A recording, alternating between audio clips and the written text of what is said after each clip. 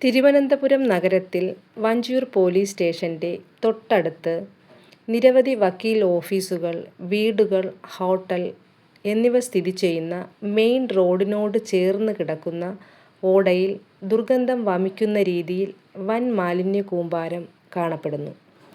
ശുദ്ധമായ പരിസരം എല്ലാവരുടെയും അവകാശമാണ്.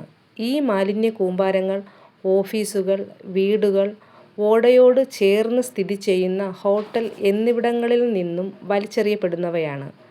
മാലിന്യങ്ങൾ പരിസ്ഥിതി സൗഹാർദ്ദമല്ലാത്ത രീതിയിൽ പ്രവർത്തിക്കുന്നതിൻ്റെ ഉത്തമ ഉദാഹരണമാണ് ഈ ഓട.